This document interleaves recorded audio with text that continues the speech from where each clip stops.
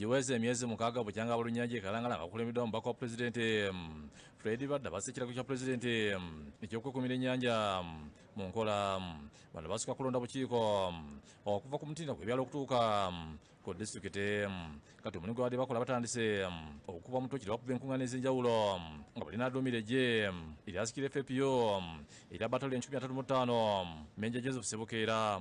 Badda annyonnyodde nti abantu abanaasangibwa nga tebakoze bagenda kubajja ku bukiiko olwo basimbye mu mbuga z'amateeka naddala abo ate abenyigidde mu bikolwa ebyonoona ennyanja. Obukiiko bwe twasalawo bikoze bitya, bikoze bulungi, era kye tugenza okuzuula nga mulimu bangi abakoze obulungi, era ebyennyanja bikomyewo, abantu basanyufu, amaddu balina mangi. Ategeeza nti mu bbanga ery'emyezi omukaaga ebyennyanja bikomyewo. Agambye nti abantu abali ku bukiiko ku bumbi 1/3 basangiddwa nga basulidde emirimu gyabwe, era ono agamba nti kati bagenda kwongeramu amaanyi naddala nga balonda abo abanaasobola. Bawuliriza era bazze mu bungi, ate kati ebintu bigenda kubeera bikakalimu okusinga luli bwe bibadde, kuba kati experience yetufunye n'engeri gye tulabyemu, ate tulabye nti kisoboka okuzzaawo ennyanja eno. Mu kwogerakira abavubi Menja Joseph Sebukeera abasomedde amateeka agaliwo obukiiko bwe butambulira naddala nga minisita w'obuvubi n'abaka bakiiko ennenya etteeka erirungamya ku buvubi ez'enjawulo. Obulalo bw'akakiiko ako okulaba nga tewali nvuba mbi yonna ebeera mu byondo twandise breeding areas.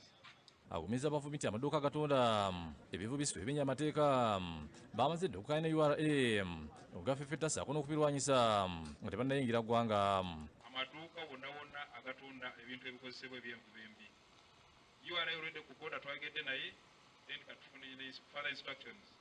Buli dduuka we liri ku mwalo, mu tawuni, mu senta waawo okulaba nga tukwata ebintu ebyo. Ku nsonga y'obutale nawo watundibwa obwennyanja obuto bamaze dda okusalirira amagezi. Bano akulembedde mu lukiiko olulwanyisa envuba ku kitebe kya disitulikiti Patrick Musinda n'okuddeyo amaato agava mu disitulikiti endala era n'asaba abasirikale okugalongoosa. Ng'ate yo nnene nnyo kubanga amaato manene, omuntu agirabira mu distance asobola n'okuzuuminga simu zaffe zino n'akwata ennamba eyo. Ekoze kyesobodde era emyezi ebiri gye twabawa ye period gye tulimu okulaba nga bamukene muddamu muvuba, so mugende mweteeketeeke. Abavubi ab'enjawulo balazi baagala amagye gaseekesera mu lutalo lw'okutereeza ennyanja. Kino kitegeeza nti ensonga y'otayiza obutale ejja tukolera nnyo.